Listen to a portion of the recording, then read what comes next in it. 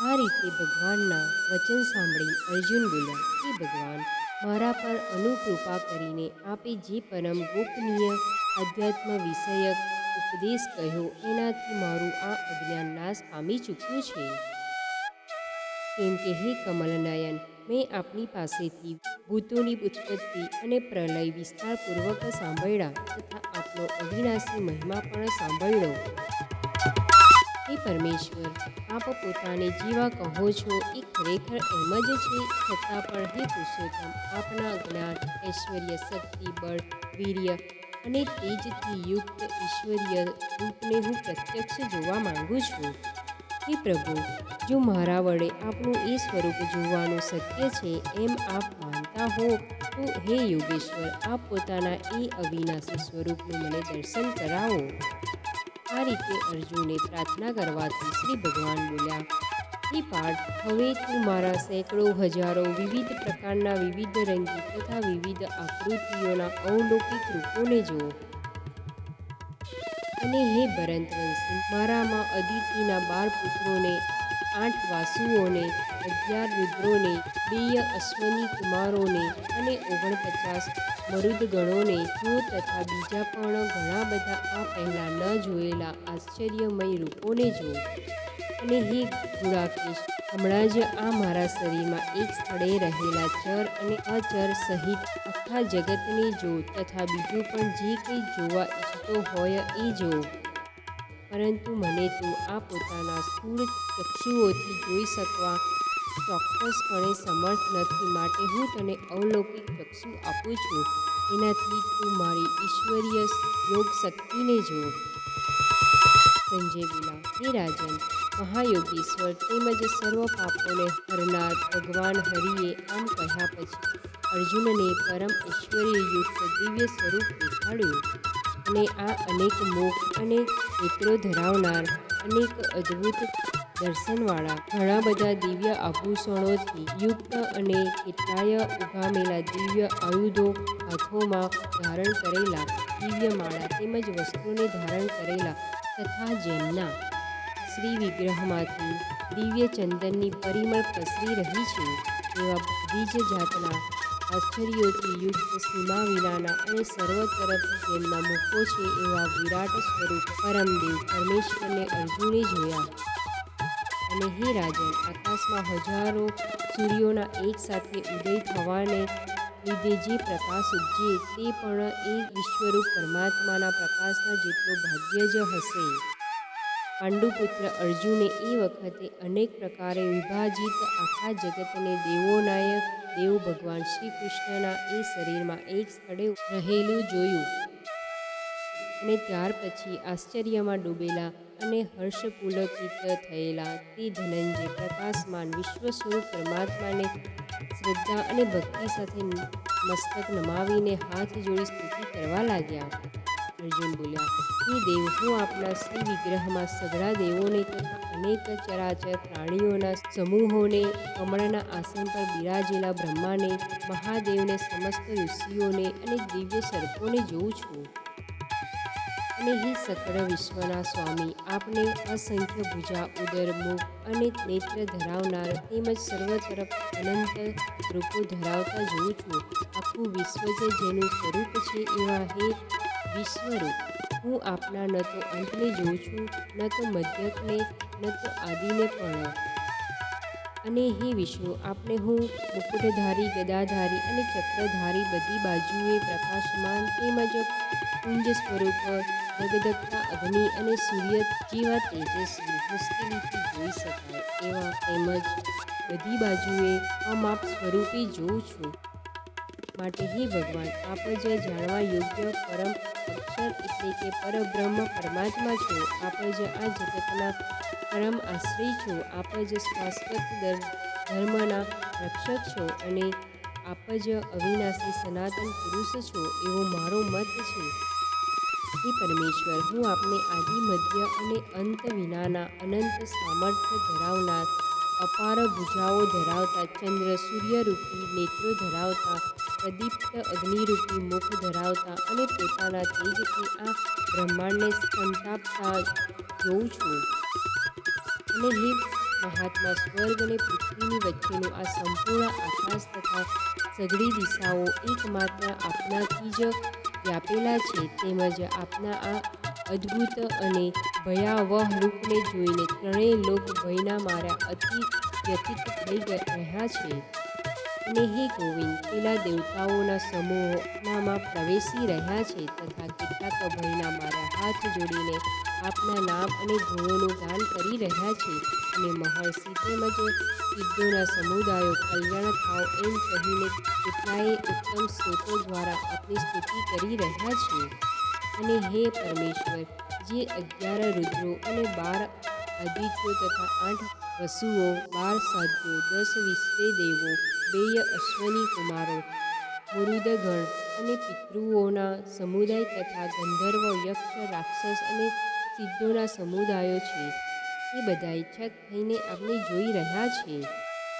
ને હે મહાબાહો, આપના ઘણા મુખ અને નયનોથી યુક્ત, ઘણા હાથ, જંગા અને ચરણ ધરાવતા, અનેક ઉદરો ધરાવતા અને ઘણી બધી દાઢોને કારણે અત્યંત વિકરાળ મહાન રૂપને જોઈને બધા લોકો વ્યાકુળ થઈ રહ્યા છે, તેમજ હું પણ આકુળ વ્યાકુળ થઈ રહ્યો છું. કેમ કે હે વિષ્ણુ, ગગનચુંબી, દેદીપ્યમાન, અનેક વર્ણોથી યુક્ત તથા ફાડેલા મુખ અને પ્રકાશમાન વિશાળ નેત્રો ધરાવતા આપને જોઈને ડરેલા અંતઃકરણનો હું ધીરજ અને શાંતિ નથી પામતો. અને હે ભગવાન, તીણી ડાળોને લીધે વિકરાળ અને પ્રલયકાળના અગ્નિ જેવા પ્રજ્વળેલા આપના મુખોને જોઈને હું દિશાઓને નથી ઓળખી શકતો અને સુખ પણ નથી પામી શકતો. માટે હે દેવોના સ્વામી, હે જગતના આધાર, આપ પ્રસન્ન થાઓ. અને હું જોઉં છું કે પેલા બધા ધૃતરાષ્ટ્રના પુત્રો રાજાઓના સમૂહ સમેત આપનામાં પ્રવેશી રહ્યા છે. અને પિતામહ ભીષ્મ, દ્રોણાચાર્ય તથા પેલો કર્ણ અને આપણા પક્ષના પણ મુખ્ય યોદ્ધાઓ સમેત એક તેની ડાળોને લીધે વિકરાળ આપના ભયવહ મુખોમાં ઘણા વેગથી દોડીને પ્રવેશી રહ્યા છે. અને કેટલાક તો ભૂખ્ખો થયેલા માથા સહિત આપના દાંતોની વચ્ચે વિસાયેલા દેખાય છે. અને હે વિશ્વમૂર્તિ, જેમ નદીઓના અનેક જળપ્રવાહો સહજ રીતે સાગર તરફ જે દોડે છે, એટલે કે સાગરમાં સમાઈ જાય છે, એ જ રીતે નરલોકના શ્રેષ્ઠ શૂરવીરો પણ આપના પ્રજ્વળતા મુખોમાં પ્રવેશી રહ્યા છે, એટલે કે આપનામાં લીન થઈ રહ્યા છે. અથવા જેમ પતંગિયા મોહને વશ થઈ નષ્ટ થવા માટે પ્રજ્વલિત અગ્નિમાં ઘણા વેગથી ઉડતા ઉડતા જાતે જ પ્રવેશતા હોય, તેમજ આ સર્વે પણ પોતાના નાશને માટે આપના મુખોમાં અતિ વેગથી જાતે જ પ્રવેશી રહ્યા છે. અને આપ એ સમસ્ત લોકોને પ્રજ્વળતા મુખ દ્વારા કોળીઓ કરતા ચારે કોરથી વારંવાર ચાટી રહ્યા છો. હે વિષ્ણુ, આપનો ઉગ્ર પ્રકાશ સકળ જગતને તેજથી ભરી દઈને સંતાપી રહ્યો છે. હે ભગવાન, કૃપા કરી મને જણાવો કે ઉગ્ર રૂપધારી આપ કોણ છો? હે દેવાદિદેવ, આપને નમસ્કાર કરું છું. આપ પ્રસન્ન થાઓ. આદિપુરુષ, આપને હું વિશેષ રૂપે ઓળખવા માંગુ છું, કેમ કે હું આપની પ્રવૃત્તિને નથી સમજી શકતો. આ રીતે અર્જુને પૂછવાથી શ્રી ભગવાન બોલ્યા, હે અર્જુન, હું લોકોનો સંહાર કરનાર વધી ગયેલો મહાકાળ છું. અત્યારે આ લોકોનો સંહાર કરવા માટે પ્રવૃત્ત થયો છું. માટે જે પ્રતિપક્ષીઓની સેનાઓમાં રહેલા યોદ્ધાઓ છે, એ બધા તારા વિના પણ નથી રહેવાના. એટલે કે તું યુદ્ધ નહીં કરે તો પણ આ સર્વોનો નાશ તો થવાનો જ છે. માટે તું ઊભો થા, યશ મેળવ અને શત્રુઓને જીતીને ધન ધાન્યથી સમૃદ્ધ રાજ્યને ભોગવ. આ રીતે સર્વે શૂરવીરો પહેલેથી જ મારા વડે હણાયેલા છે. હે સર્વસાચી, તું તો કેવળ નિમિત્ત માત્ર થા. અને આ દ્રોણાચાર્ય, ભીષ્મ પિતામહ, જયદ્રથ, કર્ણ તથા બીજા પણ ઘણા બધા મારા વડે હણાયેલા શૂરવીર યોદ્ધાઓને તું હણ. ભય રાખીશ માં, ચોક્કસ તું યુદ્ધમાં વેરીઓને જીતીશ. માટે યુદ્ધ કર. તે પછી સંજય બોલ્યા, હે રાજન, શ્રી હરિકેશવના આ વચનને સાંભળીને કિરીટ અર્જુન હાથ જોડી થરથર કાપતા નમસ્કાર કરીને ફરીથી ઘણા બીતા પ્રણામ કરીને ભગવાન શ્રી કૃષ્ણને ગદગદ વાણીથી સ્તુતિ કરવા લાગ્યા.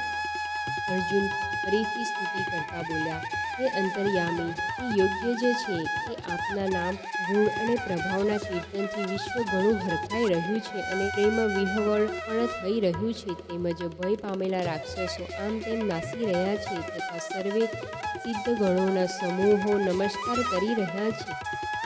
હે મહાત્મન, બ્રહ્માના પણ આદિ કરતા અને સૌથી મોટા આપને તેઓ કેમ ન નમે? કેમ કે હે અનંત, હે દેવતાઓના ઈશ, હે વિશ્વના પરમ આધાર, જે સત અસત અને એ બેયથી પર અક્ષર એટલે કે સચ્ચિદાનંદ ઘન બ્રહ્મ છે, એ આપ છો. હે પ્રભુ, આપ આદિદેવ અને સનાતન પુરુષ છો. આપ આ જગતના પરમ આશ્રય અને જાણનારા, જાણવા યોગ્ય અને પરમ ધામ છો. હે અનંત રૂપ, આપનાથી આ આખું વિશ્વ વ્યાપેલું એટલે કે પરિપૂર્ણ છે.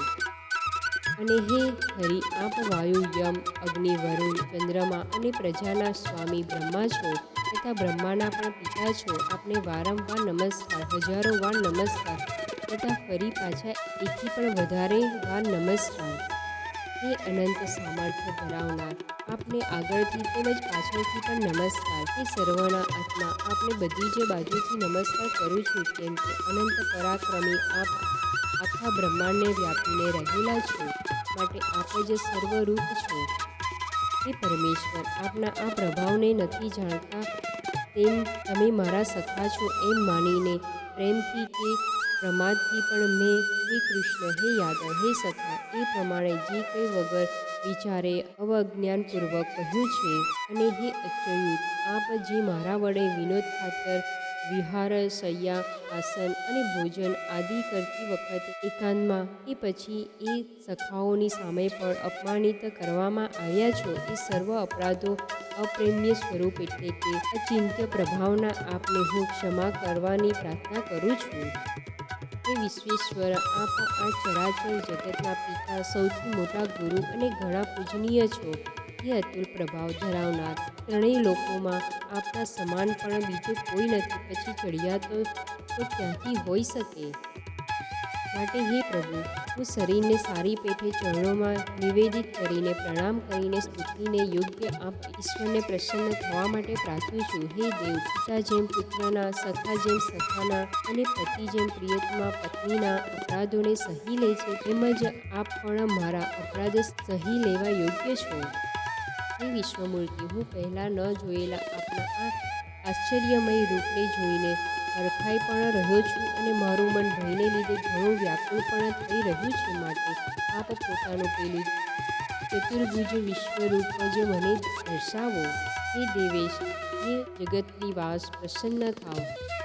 અને હે વિષ્ણુ, હું એવા જ આપને મુકુટધારી તથા ગદા અને ચક્ર હાથમાં ધારણ કરેલા જોવા ઈચ્છું છું. માટે હે વિશ્વ સ્વરૂપ, હે હજાર હાથવાળા, આપ એ જ ચતુર્ભુજ રૂપે પ્રગટ થાઓ.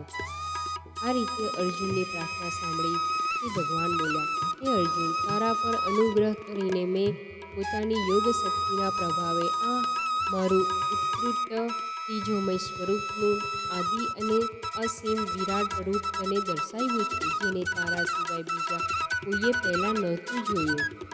હે કુરુવંશીઓમાં શ્રેષ્ઠ વીર, મનુષ્ય લોકમાં આવો વિશ્વરૂપધારી હું તારા સિવાય બીજા કોઈનાથી ન તો વેદ અને યજ્ઞોના અધ્યયનથી જોઈ શકાઉ છું, ન દાનથી જોઈ શકાઉ છું, ન શાસ્ત્ર વિહિત કર્મોથી જોઈ શકાઉ છું, કે ન આકરા તપોથીએ જોઈ શકાઉ છું.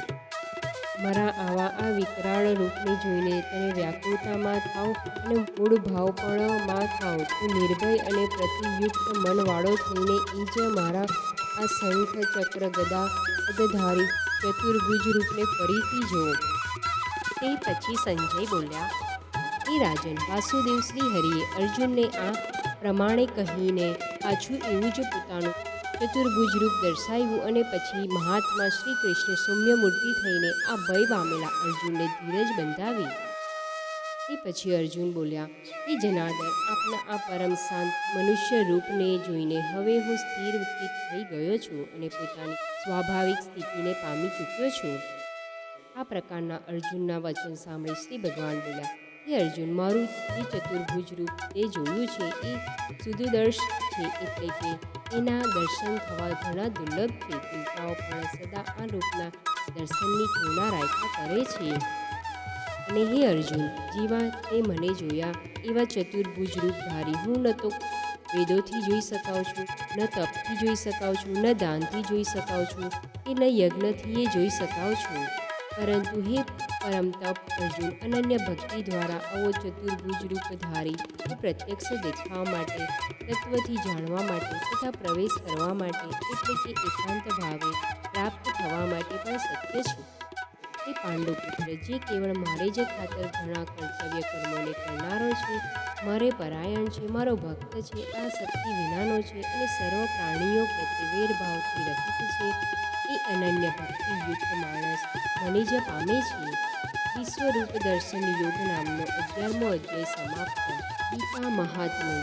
શ્રી પૃથ્વી માતા પૂછે છે, અહો ભગવાન, પાછલા જન્મોના ફળ ભોગવનાર મનુષ્યને ભગવાન પ્રત્યે અનન્ય ભક્તિ કેવી રીતે હોય છે? શ્રી વિષ્ણુ બોલ્યા, પ્રારંભનો આનંદ માણનાર મનુષ્ય જો ગીતાના અભ્યાસમાં સદૈવ વ્યસ્ત રહે છે, તે આસક્તિ વિના કર્મોમાં વ્યસ્ત રહેતો નથી, તો તે સુખી થાય છે. જેમ પાણી કમળના પાનને સ્પર્શી શકતું નથી, તેમ ગીતાનું ધ્યાન કરનારને પાપો સ્પર્શી શકતા નથી. જ્યાં ગીતાનો ગ્રંથ છે, ત્યાં પ્રયાગ જેવા બધા મંદિરો છે.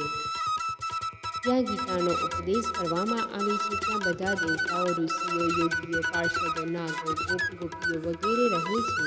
જ્યાં ગીતાનું ચિંતન, અધ્યયન કે શ્રવણ થાય છે, ત્યાં હું હંમેશા નિવાસ કરું છું. હું ગીતાના આશ્રયમાં રહું છું. ગીતા મારું સંપૂર્ણ ઘર છે. ગીતાનો આશ્રય લઈને હું ત્રણેય લોકોને અનુસરું છું. ગીતા મારી શ્રેષ્ઠ અને બ્રહ્મરૂપિણી વિદ્યા છે. તે અવિનાશી, શાશ્વત અને અવર્ણનીય બની ગઈ છે. તે વેદરૂપ, આનંદ આપનાર અને તત્વાર્થના 3 સ્વરૂપોથી ભરેલું છે.